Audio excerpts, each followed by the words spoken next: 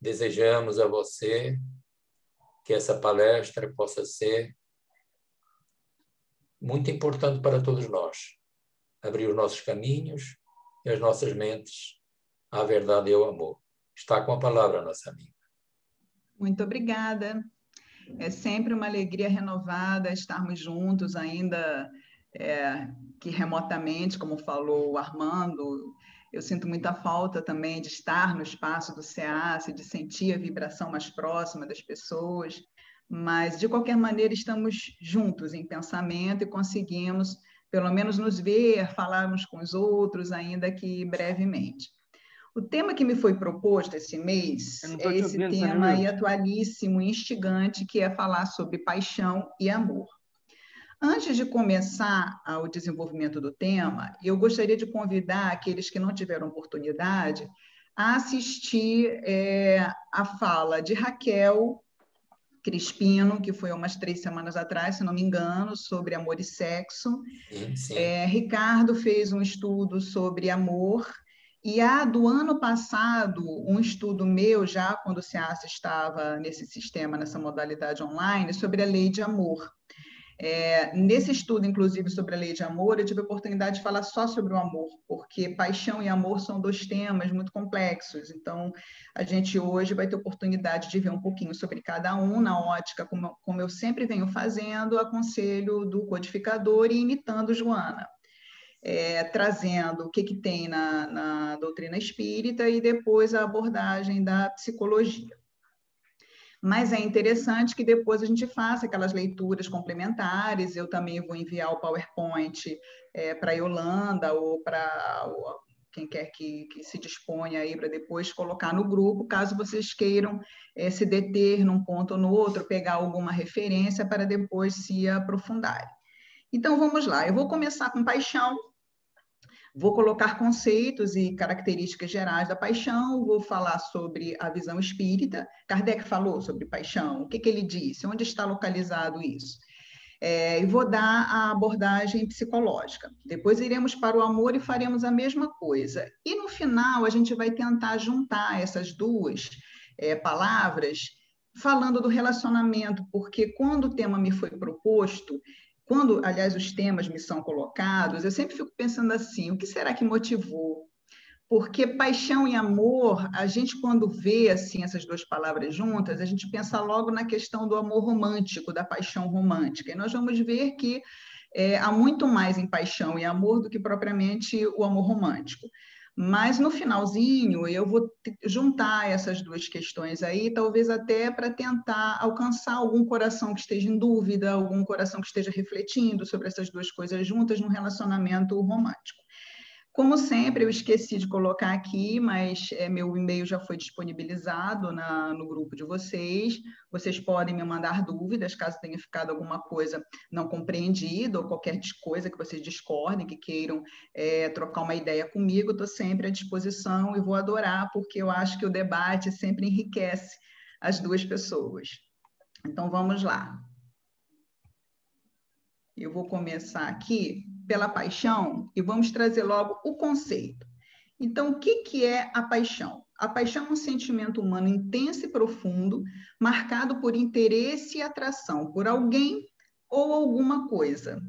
Então, isso é interessante, porque a paixão, esse sentimento com essa intensidade que mexe com a gente, que muitas vezes faz até com que a nossa parte racional fique em segundo plano, esse sentimento que muitas vezes nos cega quando ele é desmedido, ele tanto pode se direcionar a uma pessoa quanto a uma atividade ou um objeto. Vocês devem se lembrar, eu sou da geração que lia o Walt Disney, do Tio Patinhas, mergulhando naquela caixa forte de dinheiro. Então, o Tio Patinhas sentiu uma paixão profunda pelo dinheiro dele. E há pessoas que são assim, que dedicam um sentimento humano profundo de afeto, de interesse, de atração, mas não por pessoas, e sim por objetos, por animais, por atividades. Então, a paixão é esse termo aí muito amplo. Costuma-se classificar em filosofia as paixões inferiores ou sensíveis, que seria a paixão relacionada à bebida, à comida, ao sexo, por exemplo, e as paixões superiores ou racionais, que seriam a busca do bem, do belo, da justiça, que estariam ligados a ideais ou a algo que a gente queira alcançar em termos sociais, em termos de comportamento, a ideias abstratas.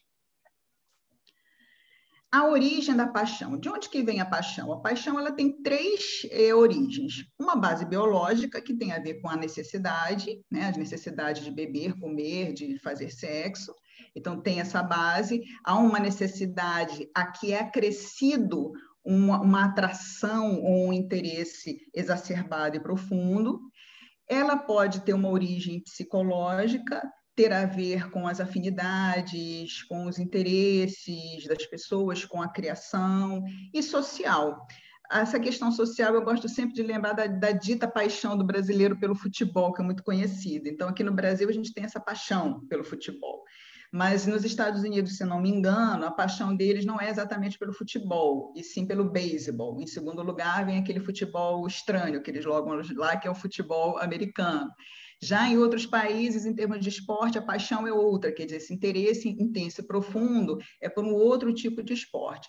Então, essa emoção muito profunda, ela tem diversas origens, dependendo do lugar onde a gente mora, da época, da nossa criação e nossa mesmo, porque vamos lembrar que nós somos aqui espíritos imortais e nós somos herdeiros do nosso passado espiritual. Muitas dessas paixões, desse sentimento intenso e profundo, já nasce com a gente, se manifesta em algum momento na nossa vida por causa dessa bagagem que nós temos. Quer dizer, essa origem, a princípio biológica, psicológica e social, a gente poderia acrescentar uma origem aí em termos reencarnacionistas, de vidas passadas, que, claro, isso ainda não é reconhecido, mas a gente sabe pela doutrina espírita que isso é fato.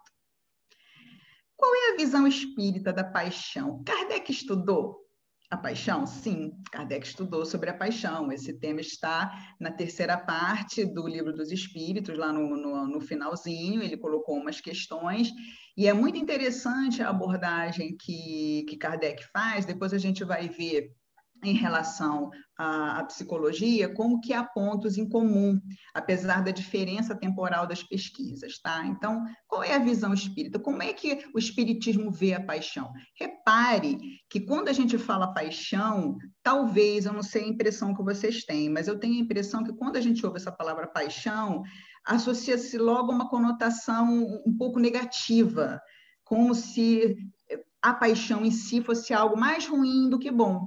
Mas não é isso que os espíritos falam. Vamos ver o que Kardec diz na questão 907.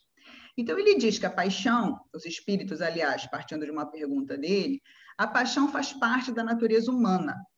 E o princípio que lhe dá origem foi posto no homem para o bem e pode levá-lo a grandes coisas. O abuso é a causa de todo o mal. Então, a paixão foi posta em nós enquanto essa ligação intensa, essa ligação que nos absorve para o nosso bem, para que a gente possa ter forças, ânimo e perseverança de colocar adiante nossos projetos, nossas atividades, aquilo que é do nosso interesse.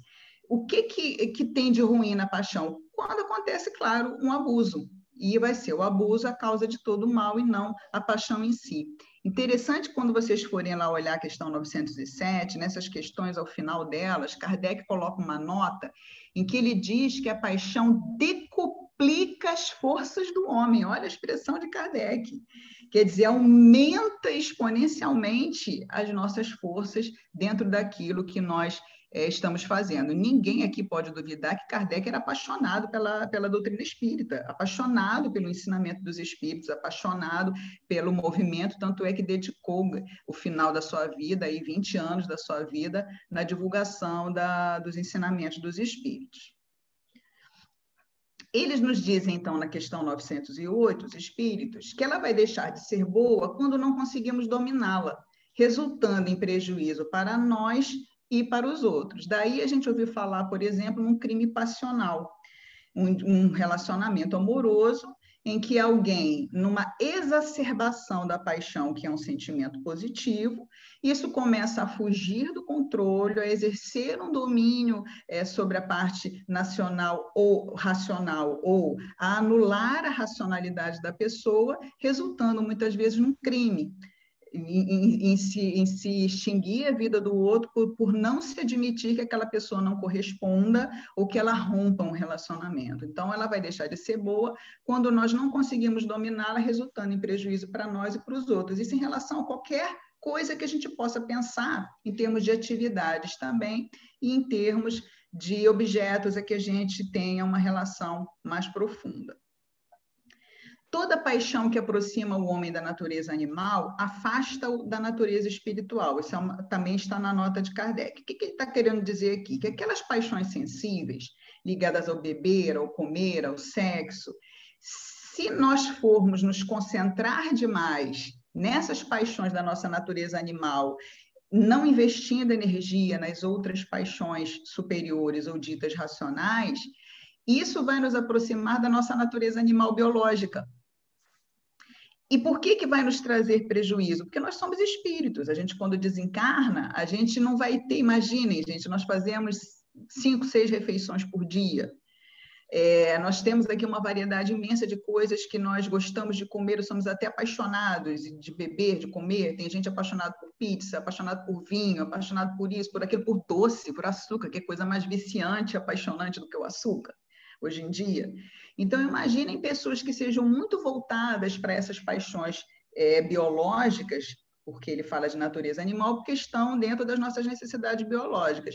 E quando a gente desencarnar, voltando a ser espírito, nós vamos ter uma situação difícil, pelo menos de adaptação, porque nós não teremos mais o corpo, nem essas necessidades que nós tínhamos aqui quando estávamos encarnados. Então, a gente tem que tomar aí cuidado, segundo Kardec, para a gente ver essa nossa relação, né, da paixão com a parte biológica, porque nós somos espíritos imortais. E eventualmente nós retornaremos à nossa casa, à pátria espiritual, não teremos mais o nosso corpo físico. Há relato na obra mediúnica, os companheiros já devem ter tido a oportunidade de ler em várias obras, de pessoas que voltam para a Terra porque sentem falta da comida e aí se juntam em pessoas que estão comendo em mesas para tentar sorver através da respiração um pouco do aroma dos alimentos, né, daquela energia ali que está concentrada naquele alimento, porque sentem falta disso ainda em função do apego que tiveram na vida corporal. Isso em relação à comida, ao jogo, à bebida, a qualquer coisa relativa à parte mais do que Kardec chama aqui de natureza animal. Bem, a visão da psicologia. A visão da psicologia, eu trago aqui a visão de um pesquisador, o Robert Vallerand. É um texto dele de 2003, que ele traz conclusões da pesquisa dele sobre paixão, e há também um livrinho muito conhecido que virou best-seller, quem gosta de ler já deve ter visto ele na Amazon, em qualquer site desse da vida, que é o Garra, da Angela Duckworth, se não me engano o nome da autora, uma professora de psicologia da Pensilvânia, em que ela estudou a junção da paixão com a perseverança, que ela chamou de garra, como sendo a razão do sucesso, e não exatamente só o talento, quer dizer, não basta eu ser talentoso. Se eu não tiver paixão pelo que eu faço, se eu não tiver perseverança, pode ser que mesmo tendo talento, eu fracasse. Depois eu vou colocar também, eu vou mandar essa referência para quem quiser ler, uma referência não espírita. Então, o que o Robert Vallerand fala sobre a questão da paixão? Ele diz que existem 2 tipos de paixão em relação a atividades que a gente possa se envolver.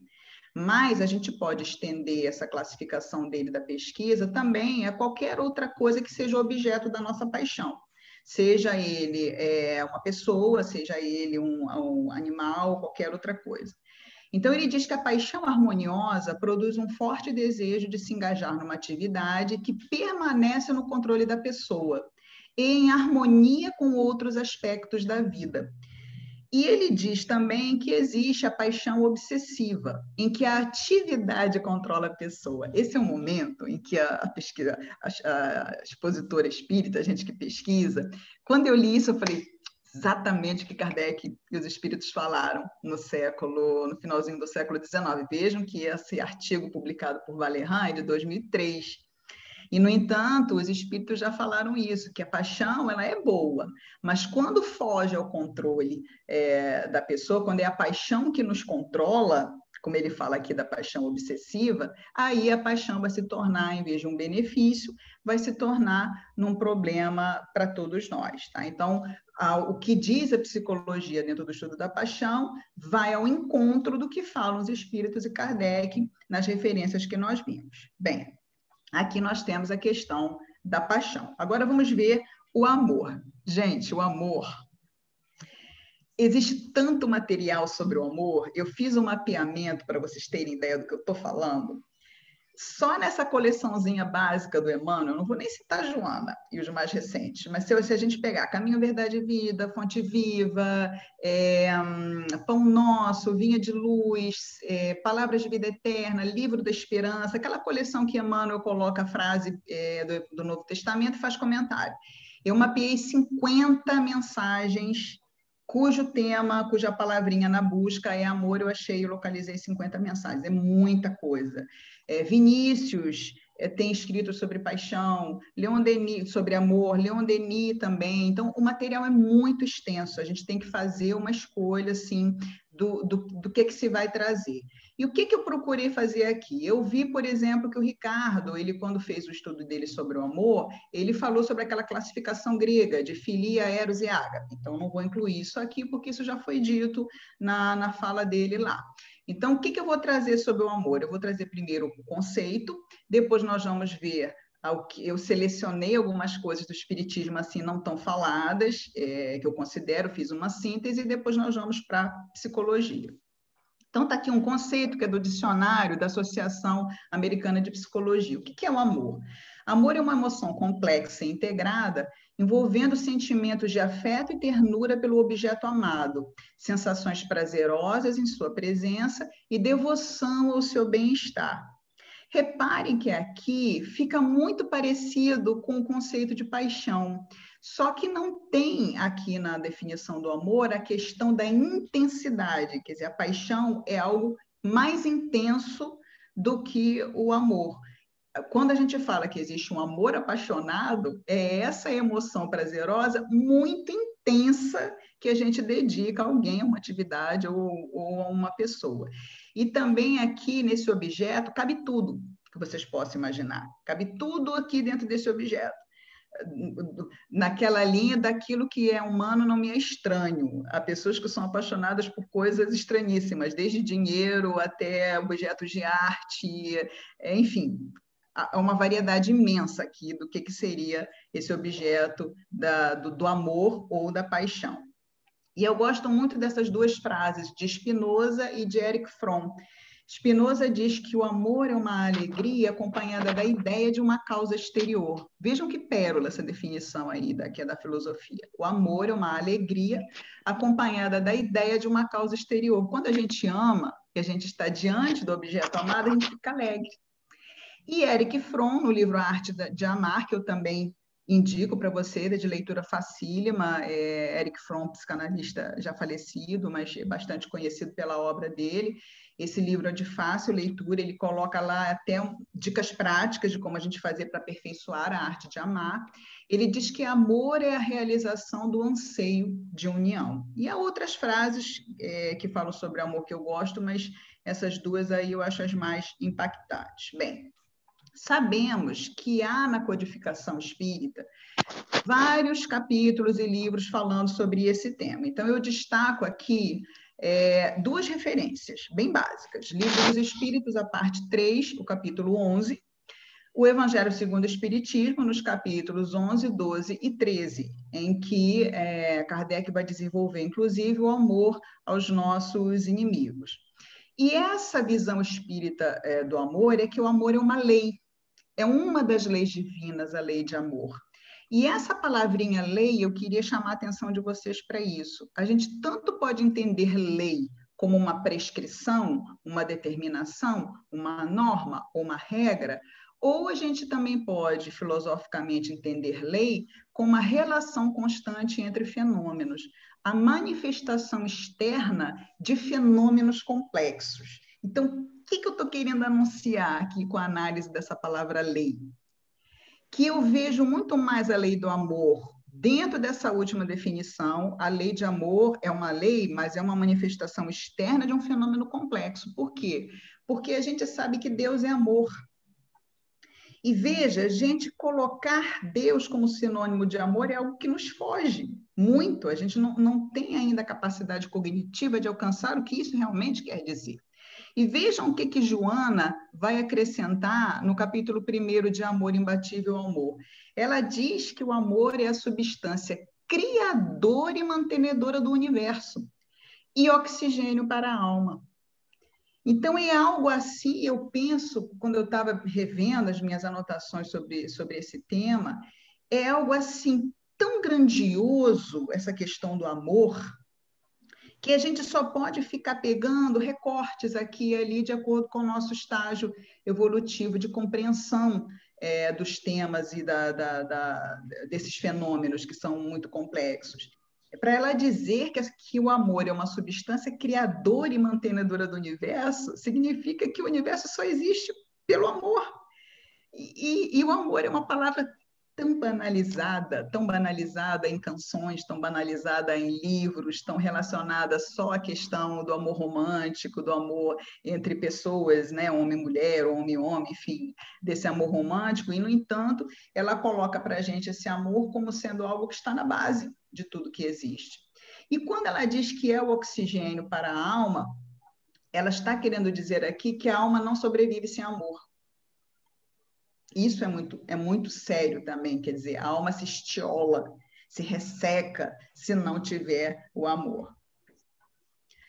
Por mais abjeto e vil, o sujeito, o indivíduo, vai ter sempre por um ser ou objeto uma afeição ardente. Aqui eu estou fazendo um recortezinho do que está nessa referência do Livro dos Espíritos e do Evangelho segundo o Espiritismo. Então, nesses textos, o Kardec e os Espíritos vão dizer que, por mais má que a gente possa imaginar a pessoa, o espírito, um espírito mau, um espírito ruim, lá naquela última categoria das escalas dos espíritos, vai ter por um objeto ou por um ser uma afeição ardente. Então, o amor, ele existe mesmo que em terrenos espirituais inóspitos, marcados por aquilo que a gente chama de maldade ou de vileza. É dito também lá, nesses textos, que o amor é uma potência que se desenvolve com a moralidade e inteligência. Então, repare aqui, amor é substantivo, amar é verbo. E se é um verbo, significa atividade. Então, é algo que a gente tem que desenvolver, que a gente tem que praticar. Amar não é simplesmente uma abstração. Amar envolve uma série de outras habilidades, uma série de outras virtudes que a gente movimenta quando a gente sente esse sentimento por uma pessoa. Exemplificando, quando a gente fala aqui do amor paterno, materno, né? Os pais amam os filhos e são capazes de qualquer coisa pelos filhos, são capazes de dar a vida pelos filhos. E pais que amam os filhos, o que os pais fazem? Cuidam e educam. Dentro desse cuidado, muitas vezes se colocando em segundo plano para que os filhos venham em primeiro lugar, e dentro dessa educação, procurando dar o melhor que estiver ao alcance para que os filhos possam se desenvolver plenamente. Então, a capacidade de amar que existe em nós enquanto potência, ela vai se desenvolver com a nossa moralidade, o nosso conceito de certo e errado, e com a nossa inteligência também. Amar é fazer a outrem o que deseja para si. É a chamada regra de ouro, que a gente costuma colocar agora a regra de platina, que eu já vou lembrar o que é. Nesse meu estudo sobre a lei do amor, eu falo sobre a regra de platina. Então, o que é a regra de ouro? É fazer a outrem o que a gente deseja para nós. Eu desafio vocês a procurarem em Kardec um conceito de amor. Não existe. Kardec não conceitua amor. O conceito kardeciano que ele traz é o conceito cristão. Então, como que Jesus conceituou para nós amor? É a regra de ouro. Amar é fazer a outra em o que deseja para si. E Jesus, que não era bobo nem nada, sabendo que muitas vezes a gente pode querer para nós alguma coisa ruim, ele ainda deu um outro critério. O que que ele disse? Vocês lembram? Ele falou assim: amai-vos uns aos outros como eu vos amei. E o amor de Jesus era um amor incondicional. O amor de Jesus não tinha barreiras. O amor de Jesus não era limitado. O amor de Jesus envolve a humanidade, toda ela, sem fazer acepção de pessoas, sem separar bons e maus. Então, ele deu para nós um padrão de desenvolvimento dessa capacidade que está lá na frente, claro, né? Nós ainda estamos começando. Mas o conceito que existe, né? Se a gente for buscar um conceito de amor dentro da obra de Kardec, é ele dizer que amar é fazer a outrem o que deseja para si. Ao que foi colocado recentemente, o que é chamado de regra de platina. O que é a regra de platina? É fazer a outrem aquilo que a outra pessoa quer que seja feito para ela. Porque nem sempre aquilo que eu enxergo como bom para mim, a pessoa enxerga como boa para ela. Nem sempre aquilo que eu desejo para mim é aquilo que a pessoa deseja para ela. Então, o que é o ideal? É a gente conjugar a regra de ouro com essa regra de platina. Procurar também saber o que a pessoa precisa, o que a pessoa deseja, não partir do princípio que ela deseja a mesma coisa que nós desejamos. E procurarmos alternar a regra de ouro e a regra de platina no nosso cotidiano, na nossa vida. Isso é muito importante que a gente faça esse exercício aí no dia a dia. Eu trouxe aqui o básico, né, como eu falei para vocês, há mais de 50 mensagens falando sobre essa questão do amor, que foge ainda muito à nossa compreensão. O certo é que, dentro dessa questão do desenvolvimento da capacidade de amar, a gente vai ampliando cada vez mais o círculo do nosso amor. A gente começa amando as pessoas da família, os nossos amigos, e aos pouquinhos a gente vai aprendendo nesse processo evolutivo, nas múltiplas encarnações, a incluir cada vez mais um grupo maior de pessoas diferentes. A princípio, a gente ama só os que são parecidos conosco, não, a gente não quer estender esse sentimento para as pessoas que são muito diferentes. Então, é todo um processo que a gente tem que ter consciência desse processo, em que estágio nós estamos. A questão da diferença, por exemplo, ela é muito importante, que a gente tenha amigos diversos, que a gente saia dessa nossa zona de segurança, daquilo que é conhecido, das nossas afinidades, e a gente procure ver pessoas diferentes e estabelecer um vínculo com essas pessoas dentro da diversidade em que elas se apresentam. O amor na psicologia. O que a psicologia diz, então? E aqui vai logo uma coisa que tem tudo a ver com o que a Joana fala naquela frase do amor imbatível amor, que a afeição humana é mais decisiva para a sobrevivência do que o alimento ou abrigo.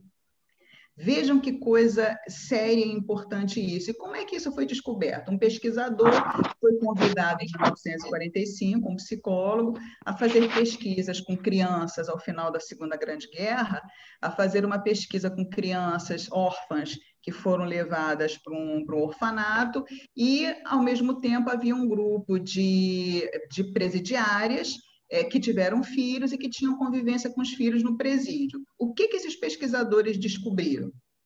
Que as crianças que eram levadas ao orfanato, que pouco interagiam, elas eram, vejam bem, elas eram alimentadas, elas tinham as necessidades biológicas dela atendidas, elas tinham conforto físico, o conforto do ambiente, e, no entanto, raramente elas eram tocadas, raramente alguém falava com elas, porque eram muitas crianças órfãs ao final da Segunda Guerra.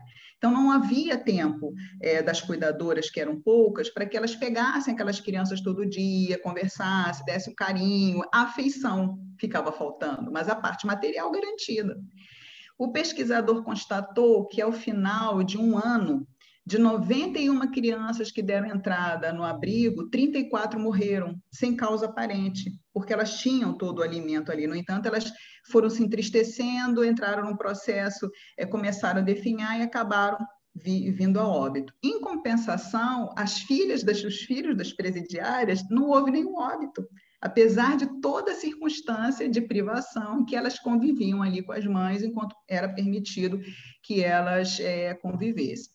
Então, a afeição humana é algo que ninguém pode viver sem. A gente, quando nasce, a gente procura alguém a quem se apegar. Geralmente são nossos cuidadores, nossos pais, nossas mães, avós, ou quem quer que seja que exerça essa, que a gente chama de figura parental junto à criança. E aí vai todo um estudo também, que não tem como aprofundar aqui, de estilos de apego. A gente aprende a amar com essas figuras parentais, e cada pai e mãe vai ter um estilo diferente, vai nos ensinar a amar de uma maneira diferente, e isso vai nos marcar para o resto da vida e vai marcar os nossos relacionamentos com as outras pessoas também, porque dependendo do estilo, se for um estilo seguro, se for um estilo inseguro, isso vai também permear o nosso relacionamento com as outras pessoas. Existem vários padrões de amor, isso também já é muito falado, padrões que se fala aqui, são tipos de amor, tá? Então, existe o amor fraterno, dos amigos, o amor entre pais e filhos, o amor entre homem e mulher, ou o amor romântico, existe o amor pela humanidade, existem vários tipos de padrão de amor. E um pesquisador que estuda muito isso, cuja classificação vem sendo mais aceita, é o Robert Sternberg, e que ele diz que os padrões de amor seriam o equilíbrio entre 3 aspectos: a intimidade, a paixão e o compromisso. E aqui, depois, nós estamos nos encaminhando para fazer aí uma relação entre o amor e a paixão, que é o que eu falei que eu ia fazer mais para o finalzinho, onde é que essas 2 palavras aí se encontram. Então, os padrões de amor, eles têm a ver, né? Ou é uma relação de equilíbrio, né? Esses padrões entre a intimidade é o elemento emocional do amor, seria a afinidade, a ligação que a gente tem com a outra pessoa, a ternura, o aconchego, esse é o elemento da intimidade. O elemento da paixão, que é o elemento motivacional, que traduz uma excitação fisiológica e desejo sexual. E o terceiro elemento seria o compromisso, que é o elemento racional, a decisão de amar e permanecer com a pessoa amada. Então, daqui para frente no estudo, eu vou já me concentrar, então, na questão do amor e da paixão nos relacionamentos humanos. A psicologia, ela vai estudar esse tema do amor dentro da atração ou da repulsão e dentro dos relacionamentos sociais, né? Relacionamentos entre as pessoas, a psicologia social principalmente. E eles não gostam muito de usar essa palavra amor no início, não. Eles usam apego mesmo, porque o amor é uma palavra tão contaminada no nosso vocabulário, já tão relacionada a outros aspectos, que os psicólogos preferem utilizar a palavra apego do que amor, principalmente no início do desenvolvimento humano. Então, esses 3 elementos aí, eles vão se conjugar formando os diversos padrões ou tipos de amor, conforme a classificação que a gente vai ver agora dos padrões de amor do Sternberg. Aqui não está colocado, claro, porque não é um padrão, o desamor. O que é o desamor? O desamor é a ausência de intimidade, é a ausência de paixão e a ausência de compromisso. O desamor é o que marca a maioria dos nossos relacionamentos fortuitos no dia a dia. Quando a gente encontra o jornaleiro, quando a gente encontra alguém na rua, na condução, é o desamor nesse sentido. A gente não tem nem intimidade com aquela pessoa, nem compromisso, nem paixão. Foi um encontro casual, fortuito. E é o que marca, na verdade, o nosso relacionamento com a maioria da humanidade. O que me faz lembrar uma outra frase que diz que o amor é aquilo que separa as pessoas com as quais nós nos preocupamos daquelas que não querem dizer nada para nós. Então, há muitas pessoas que não querem dizer nada para nós. E aí que entra o que o Sternberg chama de desamor, é a ausência desses 3 elementos, mas não é nada assim feito no sentido de eu estou desamando alguém, não é a ausência mesmo desses 3 elementos. Então, vamos começar aí na pontinha do triângulo lá em cima, na amizade. Então, a amizade, ela geralmente tem o componente da intimidade, A gente tem afinidade com os amigos, a gente gosta de estar junto, a gente tem aquela ternura, mas não há paixão nem exatamente um compromisso. Eu, por exemplo, eu me sinto amiga de várias pessoas aqui do SEASA, algumas até eu converso de vez em quando no WhatsApp, a gente troca uma ideia, eu tenho a intimidade, mas não há um compromisso no sentido de nós nos encontrarmos, de fazermos coisas juntos, mas existe ali uma intimidade. Seguindo aí no sentido horário, existe o companheirismo amoroso. O companheirismo amoroso envolve a intimidade e o compromisso. Então, nós já temos aí aqueles relacionamentos entre amigos que as pessoas fazem coisas juntas, viajam juntas, programam coisas juntas, e é também uma característica daqueles casamentos muito longos, em que já não existe exatamente a paixão, já não existe nem o desejo sexual, mas o casal preservou a intimidade e a decisão de continuarem juntos, é o companheirismo amoroso. O amor vazio, no meu entendimento, é o mais triste de todos eles, né? Aqui a gente está falando de relacionamentos humanos. E o que seria o amor vazio? É aquele amor em que só há o compromisso, não existe nem intimidade e nem paixão. O amor vazio, ele é muito comum ainda nos países em que os casamentos são arranjados.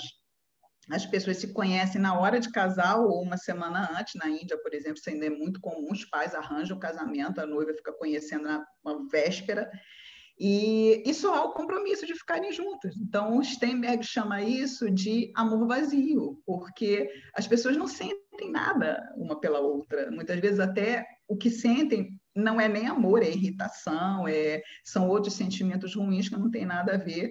Os afetos são de outra ordem, de uma ordem negativa. Mas ainda é muito comum, e é muito comum também naqueles casais que são casados há muito tempo, mas que perderam a intimidade, perderam a paixão. E ali só tem um compromisso. Então, a gente brinca que é aquela inimizade íntima, né? São aqueles casais que moram juntos, né? E aí tem 60 anos de casado. A gente daqui para frente não vai ver mais isso, né, gente? Mas ainda existem casamentos e uniões que têm 50, 60 anos.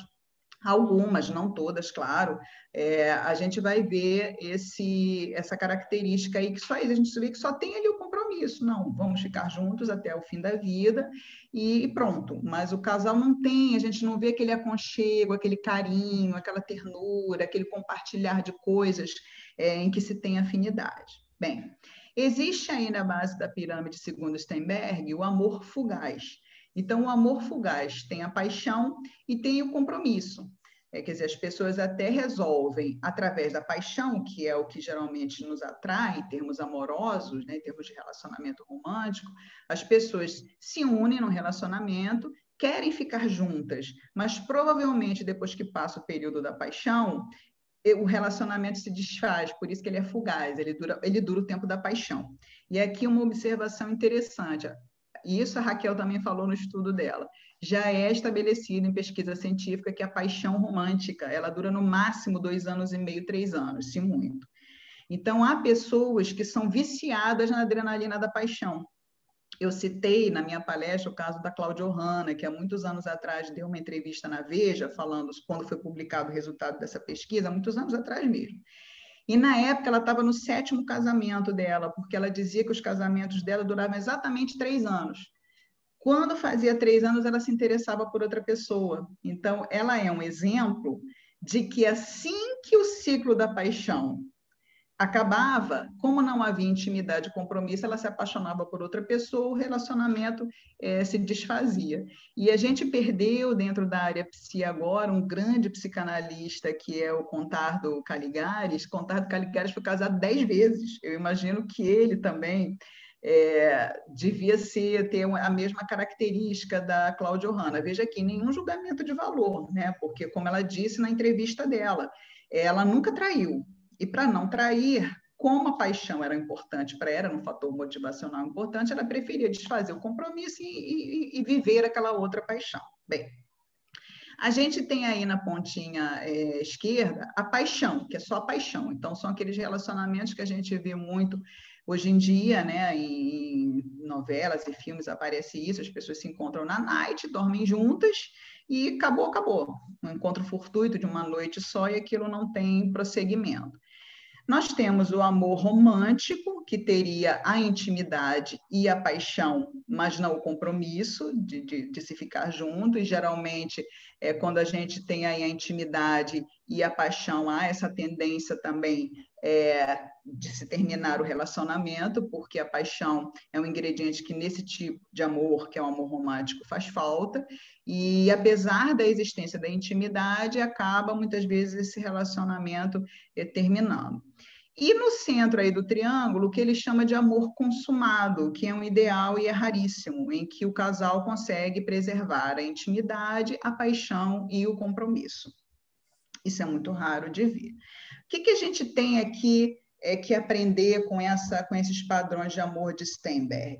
Para todos, para aqueles que estão no relacionamento antigo, para aqueles que estão começando um relacionamento, para aqueles que estão no hiato entre um relacionamento e outro, que a paixão, a atração sexual, ela vai ser uma porta de entrada.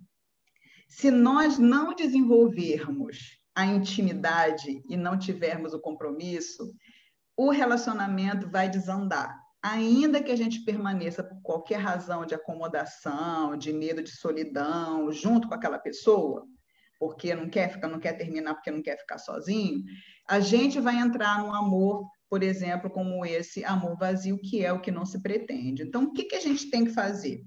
A gente tem que procurar, ao entrar num relacionamento, ao se apaixonar por alguém, a gente tem que procurar ver a questão da intimidade e o compromisso, e ir desenvolvendo isso, né? Quer dizer, veja que eu não estou dizendo aqui que as pessoas têm que fazer tudo juntas, que isso também é ruim, tá?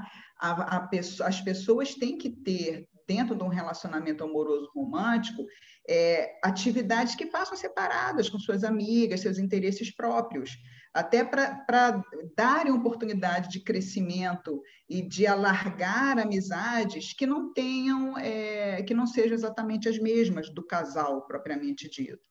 Mas é importante que haja essa intimidade e essa afinidade também, além do compromisso. Bem, é aqui que a paixão e o amor vão se encontrar. Esse finalzinho eu chamo do "e agora, José", muitas vezes nas palestras. Quer dizer, como eu não sei a motivação ou a intenção da pessoa que me trouxe esse tema, eu procuro sempre pensar assim, o que será que o pessoal que está assistindo gostaria que eu comentasse ainda nas minhas reflexões sobre essa relação entre paixão e amor, principalmente em se considerando um relacionamento afetivo, romântico, em relação a qualquer coisa. Então, vamos lá no "e agora, José".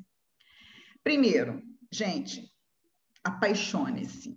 Quando eu falo apaixone-se, lembre-se que eu vi lá no início da paixão que a gente pode se apaixonar por qualquer coisa, incluindo por uma atividade.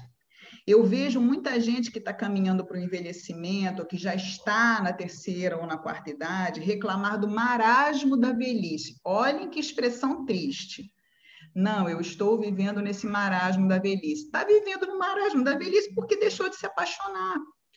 A paixão, como nos lembra os espíritos, nos lembra Kardec, ela é fundamental. Nós temos que viver apaixonados por alguma coisa, porque é a paixão que decuplica as nossas forças, é a paixão que nos ajuda a alcançar os nossos ideais, os nossos projetos. Então, apaixone-se, busque alguma atividade, busque alguma coisa que vocês tenham afinidade, que vocês sempre quiseram fazer e têm medo, e vão testando. Vai chegar um momento que vocês vão achar alguma coisa, alguma atividade, em que vocês tenham uma ligação intensa e queiram ficar se aprofundando e fazendo aquilo. A paixão é muito importante para a gente se sentir vivo, e para a gente se sentir jovem, mas jovem que eu falo aqui é espiritualmente falando. E eu estava até comentando que eu li um artigo muito interessante, o jornalista escreveu um livro que ainda não tem tradução, mas que se fosse traduzir seria Principiantes, em que ele defende em que a gente faça cursos, né? Mas por fazer cursos, por aprender coisas novas. E ele dá o exemplo dele, ele, quando se deu conta de como que isso era importante, até para desenvolver a plasticidade do cérebro, ele entrou num curso de xadrez, ele aprendeu a surfar, ele entrou num curso de japonês, se não me engano, mas assim, não é nada para entrar em campeonato, não é nada para bater recordes, não é nada para fazer testes disso, daquilo, não, é simplesmente pelo prazer de aprender. Então, Apaixonar-se é fundamental, principalmente para aqueles que estão envelhecendo, porque uma vida sem paixão é uma triste vida, é uma vida em que a gente, de fato, vai viver no marasmo. Se a gente encontrar nesse processo também uma pessoa pela qual a gente se apaixone, melhor ainda, e tudo de bom, ainda mais se for uma pessoa que também se apaixone pela atividade que a gente for apaixonado. Mas se a gente não achar alguém, né, para se apaixonar uma pessoa, apaixonar-se pela atividade, pela própria vida é algo muito importante que a gente deve preservar. Analise a sua paixão. Então, se você já tem uma paixão, analise, porque é aqui que está a nossa chave do desenvolvimento. A sua paixão, ela é uma paixão harmoniosa ou ela é uma paixão obsessiva? É você que comanda a sua paixão ou é a sua paixão que controla você? Então, para a gente não ter problemas em termos evolutivos e para a gente não ter problema de adaptação no plano espiritual, é muito importante que a gente veja nessa nossa relação afetiva intensa com pessoas, coisas e atividades, se nós não estamos numa paixão obsessiva. Eu já citei isso aqui em exemplo, que na minha época de mocidade, eu escutei vários jovens espíritas reclamarem e dizerem, inclusive, que quando crescessem não seriam espíritas porque o movimento espírita roubou o pai, roubou a mãe da convivência com eles. Por quê? Porque os pais eram apaixonados pelo movimento espírita e deixavam os filhos em segundo plano para estarem na instituição espírita. Então, apesar de ser uma causa nobre, era uma paixão obsessiva, quer dizer, que não conseguia conviver em harmonia com os outros aspectos da vida. Então, reparem se a paixão de vocês é uma paixão harmoniosa ou é uma paixão obsessiva. Vou dar outro exemplo. Eu amo animais, tá? Mas eu não sou daquelas pessoas que botam uma camiseta e eu prefiro animal do que homem. Isso também, no meu entendimento, é uma paixão obsessiva, né? Quer dizer, a gente está restringindo o nosso afeto a determinados seres, enquanto que a gente sabe que a gente tem que ampliar o círculo, né? Envolver os animais, as pessoas, o planeta, o sistema todo, enfim.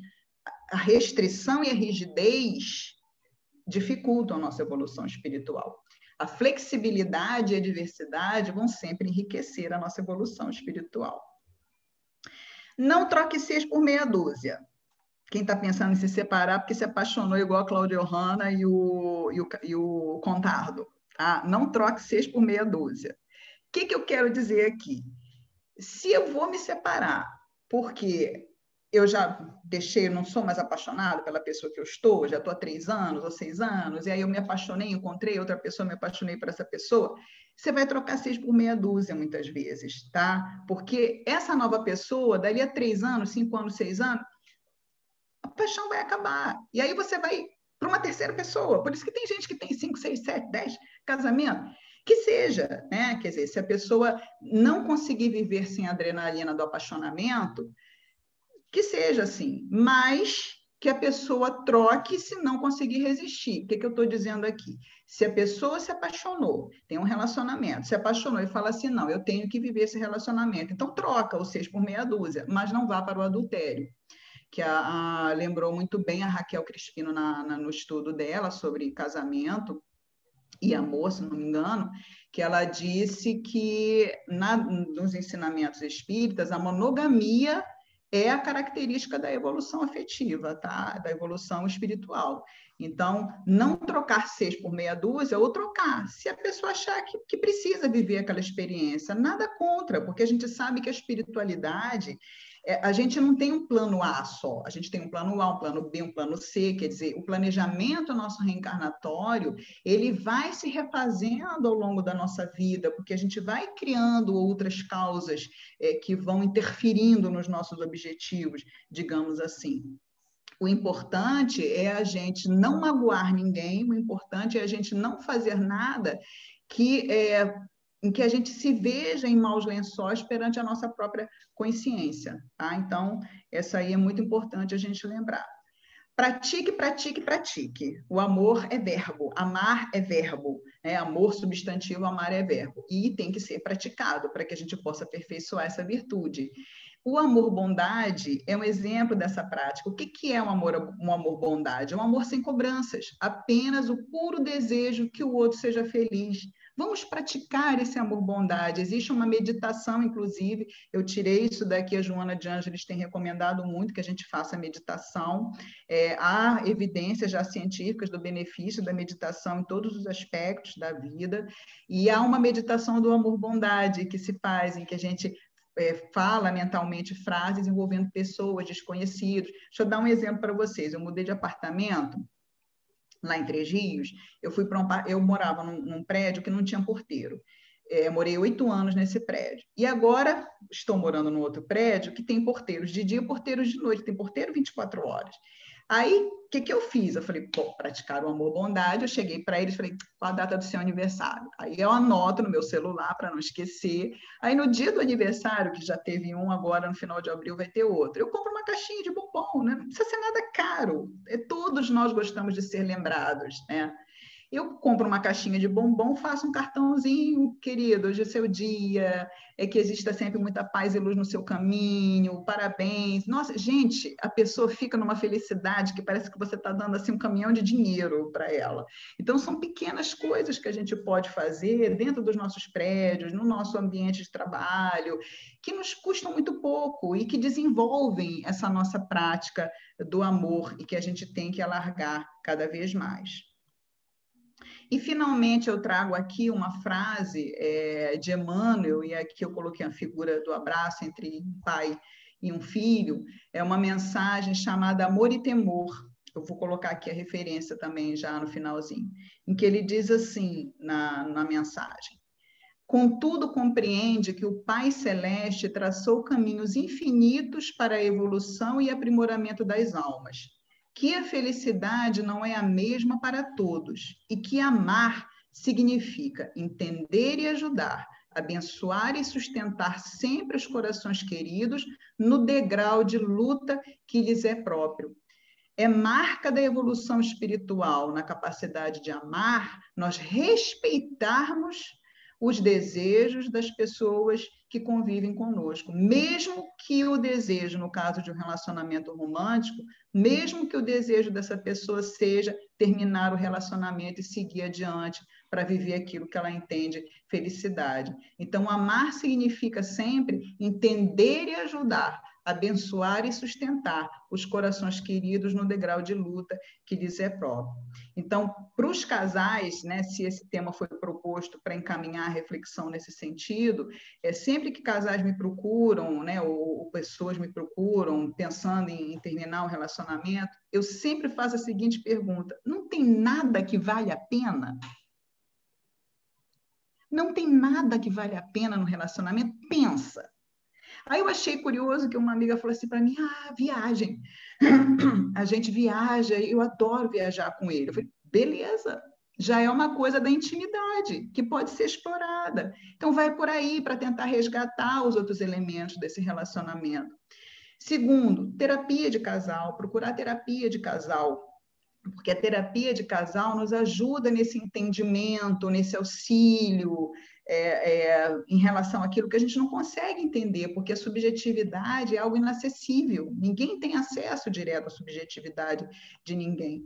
Então, é muito importante que a gente passe por um processo antes de tomar uma decisão, que pode ser que seja uma decisão que nos dê alegria, e pode ser que seja uma decisão que complique a nossa vida lá na frente, né? Então, aqui está a referência, né, do Amor e Temor, Palavras de Vida Eterna. Fica aí a dica para vocês fazerem a leitura de vocês. E aqui eu termino a exposição, né, a minha apresentação, convidando-os, como eu sempre faço, depois que vocês receberam o PowerPoint, pesquisarem os autores. Eu vou mandar também a referência do livrinho da Ângela, que eu acho que vale a pena, para aqueles que principalmente têm filhos, para perceber que não é necessariamente um talento que vai fazer o sucesso em qualquer área, mas essa conjugação da paixão com perseverança. Eu acho o livrinho dela, da pesquisa dela, bem fundamental. E obrigada, que o Senhor nos abençoe a todos.